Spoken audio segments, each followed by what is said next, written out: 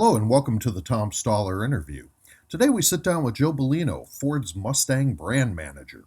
We chat about his alma mater, Business College Northwood, the 60th anniversary of the iconic pony car, his recent role with the illustrious marque, and where the brand is headed for the next 60. The venue for the interview was interesting too. We sat in the driver and passenger seats of the quiet cabin of a Mustang Dark Horse at the world-famous Barrett-Jackson auction in Scottsdale, Arizona. Thanks for joining us. Northwood, a lot of the automotive industry players do go there because they've got a great automotive program there, right? They do, yeah. So it's a strictly business school. Right. But yeah, you have aftermarket studies. A lot of dealerships will send their sons and daughters there to learn how to run a dealership. And I did it from a marketing and advertising perspective and got to participate in the auto show, which is the world's largest new car outdoor auto show, and got a chance to work with manufacturers. And you get a chance to experience what that is like, and if you want to pursue the automotive industry. And that's what got me into Ford. That's what got me kind of kicked off was doing that and being a part of it. So it was really jump-started my career, I guess I could say. I give a lot of credit to Northwood because they helped prepare me to kind of go into a role like this. Yeah, they weren't about indoctrinating you. They're actually teaching you how to succeed. They're teaching you how to succeed, right? And don't letting end up you working figure it at out. Starbucks afterwards with $200,000 in debt. You know? Exactly. It was a great.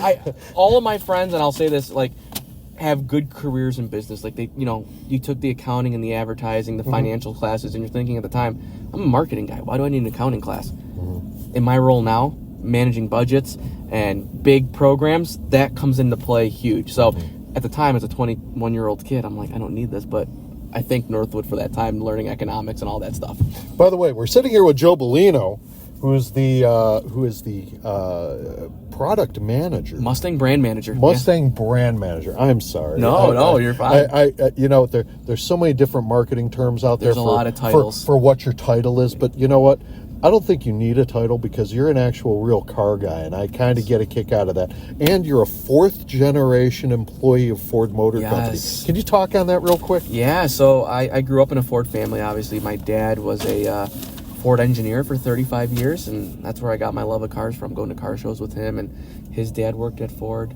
My uncles worked at Ford. My grandma's father worked at Ford. So we've never driven anything but Fords in my family. And so it was always, what do I want to do when I get older? Is work at Ford Motor Company. Just kind of what capacity at Ford Motor Company was the question. And always been a dream to work on Mustang. It's an absolute thrill to have the top job at Mustang. This is a dream job for sure, and something that I've been looking forward to. And to be honest, I feel honored and to have the presence and the pressure though to make sure that this car lives up to what it has for the last 60 years. It sells itself, though, wouldn't you say? It does. I don't have to do much for that part of it, right? Mustang has a huge lineage of 60 years, right? Of course. From movies to music to cultural icons to just what people remember about Mustang. We always like to say everyone has a Mustang story. The first time you saw the car, first time you sat in the car, the first time you heard the car, and it builds fans. And this is just the start, right? It's 60 years this year, but we're looking far past that for what Mustang's going to bring. That's cool. Now, when you're doing things like, obviously, being a marketing guy, the whole vision of marketing has changed so incredibly, just in the last 10 years. I mean, it's way out of my realm at this point. Right. I've been around it, but what are the specifics that you're interacting with? Not only your customer base, but your prospect base. Yeah, so I think, before, you had print advertisements, You had TV advertisements, and that's changed to social aspects. At Ford, we're big into the enthusiast outreach programs. That's why we're here at Barrett-Jackson. A lot of our customers are here at Barrett-Jackson. We can connect with them, get feedback from them, but also we get opportunity to show other buyers or other fans of what Ford and Mustang has to offer.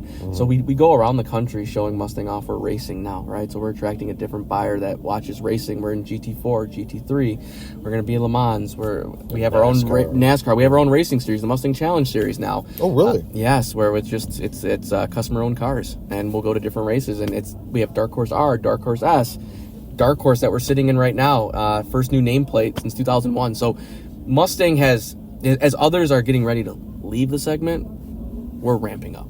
No, that's fantastic. And that's the thing. This is the single longest linear 2+2 or pony car, whichever you prefer, in American car history. Correct. So, the longest production. Yeah, absolutely. and that's really cool. We won't talk about the Mustang 2, but and if you ever try to bring that back, they'll probably fire you. But. There's a lot of fans of Mustang 2. They're still part of the family. It's still part of the family now, and that's something else. You touched on this. You've got obviously the Multimatic GT3 team. Do you have a lot of privateers that are going to be running them too this year? We do have some customer teams out there running GT3. So the customer teams will be running in Le Mans. There's a couple running at Rolex this weekend. Mm-hmm. So we do have customer teams that are taking advantage of that, which is really cool to see. Now you also have a California Special. Yeah. How's that been received? Feedback has been really positive on that. So we unveiled it in November. Mm-hmm. We had it at the LA Auto Show. Mm-hmm. We brought that nameplate back, and that's a Job 2 production for us. So that is starting production this month, which will land in customer hands very shortly. And feedback's been very good on it. Right? We've done something different with California Special. We've offered it with the performance package or without the performance package, and we've offered something very polarizing with it. Is the blue accents. So we have blue nostrils, we have blue seating, blue stitching, really a different take on California Special. Usually it's had some red accents in the past, and this is rave blue, we're calling it. So it's really popping. You can get a coupe and convertible, and the media feedback's been really, really well received. We heard from a lot of people at the LA Auto Show that they like something different. They were gravitating towards it because it didn't look like everything else that was there. Mm-hmm. I'm a big fan of the facelift that you guys did for 2024, and I think that it's been very well received with the general public too. Because in a way, it's a little bit of a departure from the classic look of the Mustang. Obviously, the shape of the car is 100%, but the headlights, you got the slanting back. What kind of feedback have you gotten, good and bad, about that? Yeah, so 2024 is the 7th generation, the all-new Mustang, and like you said, we did bring refreshes out. So we still keep our tri-bar taillights, but they're shaped differently. They're cut in and cut out. We brought that sequential turn signal from the back, and it's on the front now. So when you use a turn signal on the front, it sequences out. Oh, that's neat. That's really cool. I didn't notice that. Yeah, so we've connected those. It has a light up animation when you unlock the car. The lights flash in a different way. We've really sculpted it, right? It's got a more chiseled look to it than it has in the past. And feedback has been really well received. I think a lot of people at first didn't know what to make of it, right? And then now as it's been out for a little bit and you've seen it, it's still Mustang. It's the short deck, the long hood, the rear drive manual transmission option that we have. So it's getting a lot of great feedback, and it's just continuing on what we've had with Mustang in the past. Are you seeing a lot of different segmenting? Obviously, you have the GTD, which is already sold out before it even goes into production. That's a very exclusive car. Yes, you exclusive. Have the GT3 that's going to the race teams and whatnot. As far as the GT itself and the EcoBoost, how are you seeing the segments? Is it more of a youth market with the EcoBoost, or are they buying GTs? What, as you see it, I mean, you've got your 21 to 32, and how do you see that? Yeah, so data is we're still really early in our sales, right? We just launched September last year, so we're still collecting a lot of that data, but we are seeing. We are trying to attract a more youthful buyer to Mustang, and EcoBoost is that great stop for someone where you still get performance. Absolutely. And it's 315 horsepower. 315 horsepower, right? Yeah. And you still get a convertible option. You get a performance package if you'd like. So it's really that.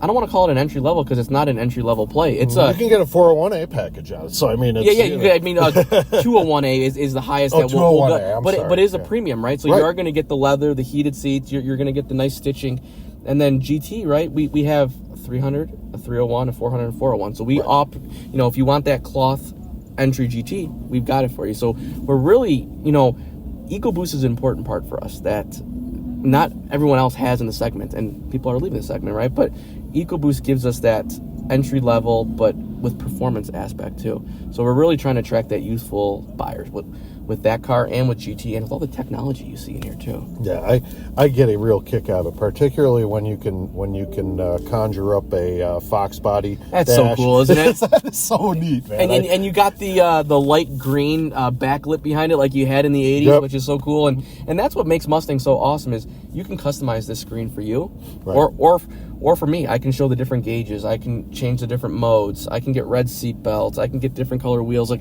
that's what Mustang's all about, is making it unique and making it your own. Now, there's also a burgeoning tuner crowd that every time a new Mustang comes out, the software engineers go to work on hacking your technology so they can tune the cars. How do you guys react to that?